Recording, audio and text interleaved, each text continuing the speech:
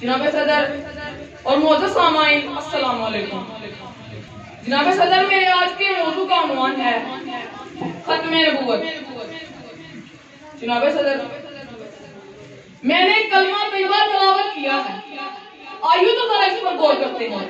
جب کوئی فرد اس کلمہ طیبہ کو پڑھ کر اسلام کے دامن رحمتوں سے میں پناہ لیتا ہے تو وہ یہ اعلان کرتا ہے، ایک شہادت قائم کرتا ہے، بلکہ ایک حلف لیتا ہے کہ معبود رب العالمین، اے کارکنان قضاء و قدر، اے ساکنان عرش و فرش، گواہ رہنا کہ میں انکار کرتا ہوں سوائے اللہ رب العزت کے ہر باقی معبود کا، اور ایمان لاتا ہوں کہ حضرت محمد صلی اللہ علیہ وآلہ وسلم قیامت تک کے مخلوقات عالمین اور اللہ رب العزت کے نبی، پیغمبر اور رسول ہیں۔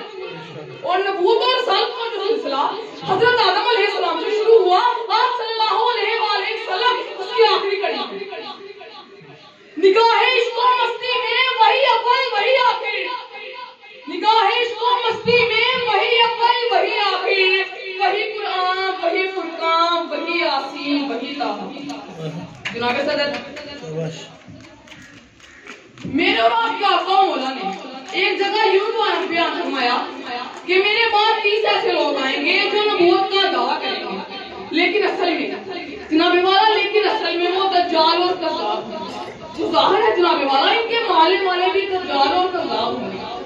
جناب صدر میرے اور آپ کے آقا مولا نے ایک جگہ پھر یوں بیان فرمایا کہ میری مثال تو ایسی ہے کہ جیسے ایک شخص نے نہایت عالیشان عمارت تعمیر کی، اس میں سے ایک اینٹ کی جگہ خالی چھوڑ دی، وہ آخری اینٹ میں ہوں جس نے اس عمارت کو مکمل کر دیا۔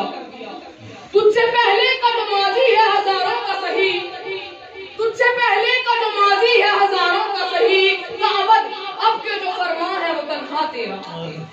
جناب صدر حالانکہ نبوت کا سلسلہ تو میرے نبی صلی اللہ علیہ وآلہ وسلم ان الفاظ کے ساتھ آج سے 1400 سال پہلے ختم فرما چکے ہیں کہ اگر میرے بعد کوئی نبی ہوتا تو وہ عمر ہوتا۔